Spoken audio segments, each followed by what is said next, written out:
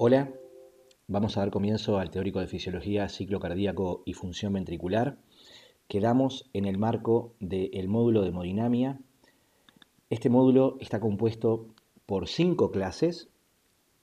La primera destinada al ciclo cardíaco y la función ventricular, es decir, a hablar de la bomba cardíaca, tanto de sus lados izquierdos como derecho.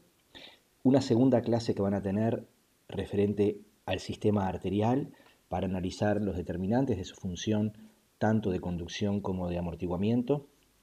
Una tercera clase que se va a destinar al sistema de recolección venoso, fundamentalmente para evaluar qué determina el retorno venoso al corazón y algunas particularidades de diferentes territorios venosos del organismo. Una cuarta clase destinada a la función microcirculatoria, es decir, a la función de intercambio y a su vez función microcirculatoria de control del flujo y de la presión arterial global y a sitios específicos. Y finalmente una quinta clase donde vamos a ver,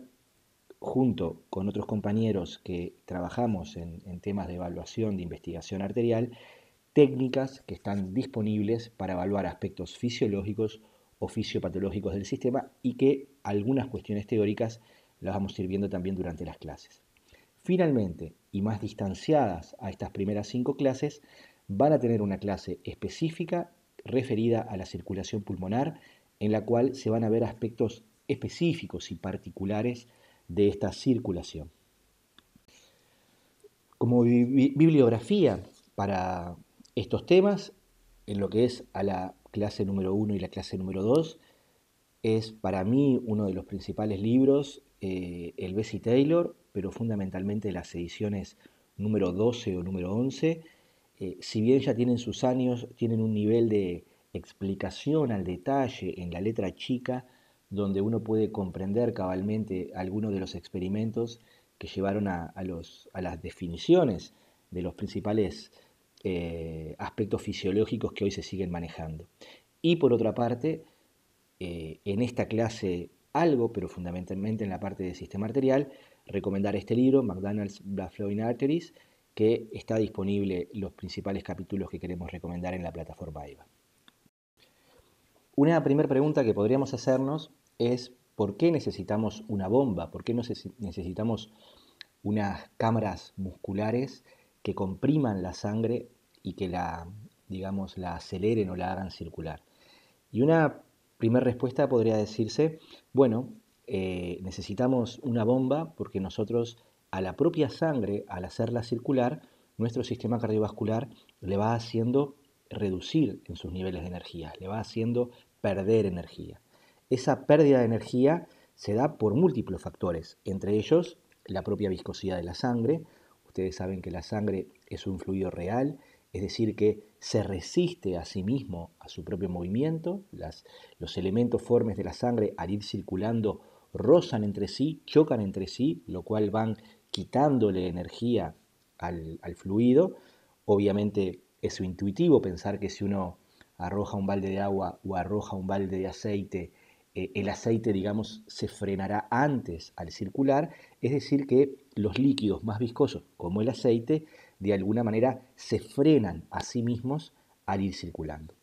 Pero por otra parte,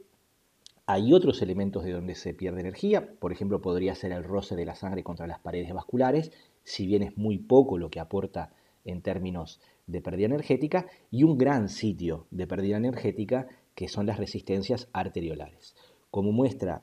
esta imagen, una imagen clásica, a nivel de los vasos arteriales, previo al ingreso a los vasos capilares, hay una gran caída en presión, es decir, y también una gran caída en velocidad, es decir, que esos sitios, las arteriolas, son un gran sitio de frenado y de fricción. Imagínense un auto frenando, lo que es la rueda frenando contra el asfalto, un gran sitio, digamos, de detención y de pérdida de calor.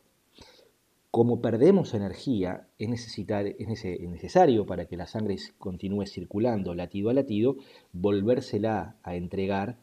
en el próximo latido para que la sangre continúe circulando. De hecho, si se nos para el corazón, la sangre en cuestiones de segundos va a dejar de fluir. Es decir que, en definitiva, necesitamos una bomba que entregue energía para que la sangre circule, para que la sangre recobre nuevamente presión y velocidad, para que llegue a nivel arteriolar y que en ese sitio arteriolar que llega con altísima presión y todavía con alta velocidad, las propias arteriolas de diferentes lechos definan hacerle caer la presión, hacerle caer la velocidad en función de los requerimientos y así brindarle a los capilares lo que necesitan, que son bajas presiones y bajas velocidades. Esto podría ser visto hasta como una paradoja, en el cual nosotros necesitamos en la zona de intercambio capilar bajas presiones y bajas velocidades y sin embargo en el extremo de la bomba nosotros aseguramos todo lo contrario, altas velocidades y altas presiones. Y por más paradoja que resulte, termina siendo lo más eficiente por algunos aspectos que vamos a ver, más eficiente para el corazón como mecanismo de trabajo, como vamos a ver a continuación. En definitiva, dada la reducción energética que se da en el sistema, es necesario aportarla, esta energética la aporta el corazón para asegurar la circulación. Pero a su vez el corazón, al latir, debe presurizar el sistema hacia adelante, podríamos decir, y despresurizar el sistema hacia atrás, podríamos decir, hacia el sistema venoso. Tengamos en cuenta que el corazón al presurizar determina en buena medida la presión de perfusión microcirculatoria, es decir, la presión arterial media, la presión, digamos, media que hay en el sistema arterial, y a su vez el corazón al funcionar determina la presión media de llenado circulatorio, es decir, esa presión teórica media que existiría en todo el sistema vascular si el corazón estuviera detenido. Por otra parte, el corazón al latir no solamente está asegurando una devolución energética, sino además está determinando la existencia de algunas condiciones hemodinámicas que son esenciales. Ejemplo es que al acelerar a la sangre la hace moverse con determinada velocidad, que reduce la posibilidad de que la sangre se agregue, de que la sangre se coagule. Por otros lados, al hacerla circular y a darle velocidad, lo que hace es hacer circular a la sangre a una velocidad que se reduce su viscosidad. Tengamos presente que a mayor velocidad de la sangre, generalmente la viscosidad disminuye. Pero por otra parte, esa velocidad que el corazón imprime también determina que haya altos niveles de rozamiento entre las paredes arteriales y la propia sangre circulante, y eso es información esencial para las paredes arteriales, que en función de ese nivel de rozamiento, de ese nivel de cizallamiento, van de alguna manera a controlar el nivel en que se relaja o se contrae el músculo liso en sus paredes y por tanto el nivel de dilatación o de constricción de las propias arterias, lo que determina la resistencia al fluido de la sangre. Es decir, que el propio sistema cardíaco, al aportar energía, al imprimir velocidad a la sangre, también está influyendo sobre las arterias y sobre la resistencia que éstas le van a poner a sí mismo. Es decir, que hay un estrecho diálogo entre lo que es la función cardíaca y la función arterial. Si tuviéramos que definir qué es una adecuada función de bomba, podríamos decir, bueno, una adecuada función de bomba es aquella que asegure un gasto cardíaco, definido como un volumen de sangre circulando en un tiempo. Habitualmente el gasto cardíaco lo definimos como el volumen de sangre que eyecta cada ventrículo a lo largo de un minuto, pero a la vez que asegure el flujo hacia adelante, podríamos ir hacia los vasos microcirculatorios, que también asegure que él se pueda llenar a sí mismo, es decir, que asegure un retorno venoso. De libro, bueno, ¿cuál es la función cardiovascular? Proveer y distribuir flujo sanguíneo adecuado para cubrir requerimientos metabólicos del organismo, en reposo y en esfuerzo, pero a su vez manteniendo una presión de llenado ventricular normal. En suma, un corazón funciona bien cuando envía sangre hacia adelante de manera que se ajusta a las necesidades metabólicas, pero esto lo hace asegurando que también la sangre pueda volver a él. De hecho, las diferentes formas de falla cardíaca o de insuficiencia cardíaca pueden darse por una o por ambas cosas, con diferente grado de implicancia. A veces la falla cardíaca puede ser porque la bomba no asegura un flujo de sangre suficiente hacia adelante, pero a veces la falla cardíaca puede ser porque aún determinando un flujo sanguíneo suficiente hacia adelante, lo está haciendo a expensas de elevar tanto su presión de llenado auricular y ventricular que tarde o temprano va a limitar su capacidad de volverse a llenar. Un aspecto que también nos podríamos preguntar, bueno, es por qué tenemos una bomba intermitente o discontinua, es decir, que eyecta sangre en un momento y al siguiente no, eyecta sangre en un momento y al siguiente no, en lugar de tener una bomba continua, es decir, que trabajara como una pila en el cual la energía estuviera saliendo de manera permanente. Bueno, una de las explicaciones que le podemos dar a la naturaleza es que la forma de trabajo del corazón, esto de ser intermitente, es la manera que le asegura mayor eficiencia energética. Es decir, el corazón quizás pudiera latir y ser eficaz en su objetivo en términos de asegurar un mismo flujo de sangre trabajando de manera continua o trabajando de manera intermitente como lo hace. Sin embargo, para asegurar un mismo flujo de sangre hacia la periferia, si trabajara de manera continua, necesitaría estar ejerciendo para vencer las resistencias del sistema un nivel de presión arterial muy elevado de manera permanente, que podríamos decir es el concepto de presión arterial media que daremos más adelante. Aproximadamente donde está esta línea negra,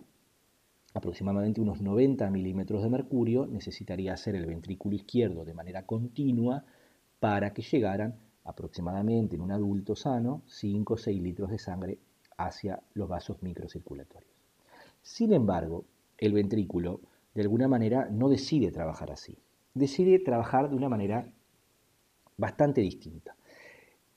Decide bajar mucho su presión para llenarse bastante, levantar muchísimo la presión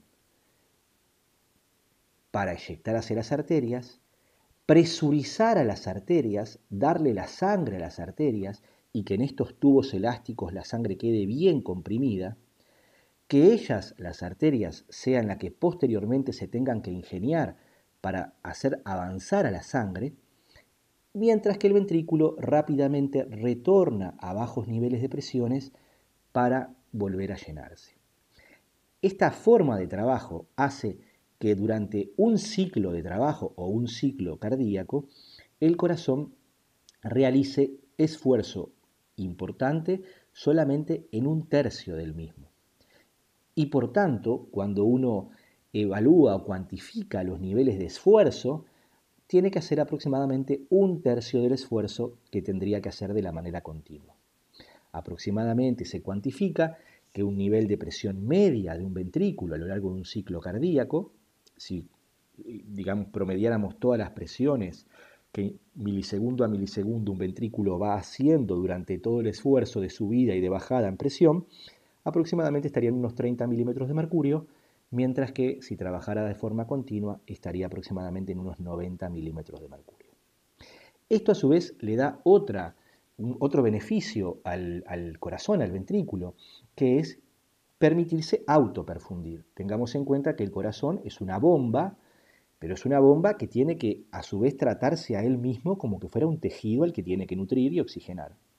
Y esta forma de trabajo le permite que durante la fase diastólica del ciclo, que lo vamos a ver, donde hay bajas presiones, él se pueda nutrir a sí mismo al descomprimir las paredes, al realmente dilatar los vasos sanguíneos intramiocárdicos y que la sangre pueda fluir. Es decir que, por un lado, trabaja menos que si tuvieras que ser una bomba continua, y por otro lado no solamente trabaja menos, sino que además él mismo se puede alimentar mejor. Ahora, esta forma de trabajo intermitente nos pone o nos evidencia un problema, que parece que la evolución nos enfrenta a esta situación. Nosotros necesitamos a nivel de las células oxígeno, líquidos, nutrientes y eliminar los desechos de una manera continua. Sin embargo, tenemos una bomba que trabaja de manera discontinua. Entonces sería como una paradoja en la cual parece que no tenemos una bomba que se ajuste a los requerimientos de nuestras células, que en definitiva son la vedette de todo esto, es a lo que hay que mantener realmente bien tratada, porque es lo que nos permite la vida celular. Para eso, el sistema encontró algunas soluciones y las principales soluciones es interponer entre la bomba y la microcirculación estos tubos, que se llaman arterias, de gran, mediano o pequeño calibre, que básicamente lo que van a hacer es, cuando el corazón les pasa la sangre, presurizarse, dilatarse a la vez que dejan fluir la sangre, y posteriormente, cuando el corazón ya comienza a relajarse y la válvula está cerrada, volver elásticamente a su posición inicial, apretando, comprimiendo la sangre de manera de asegurar que continúe fluyendo. De esta manera, podríamos decir que la perfusión periférica depende del adecuado acoplamiento entre el ventrículo y el sistema arterial, porque trabajan de alguna manera acoplados, que trabajan de alguna manera en conjunto, y no se podría cumplir la función de bomba adecuada si este ventrículo estuviera unido a tubos que no tuviesen estas características.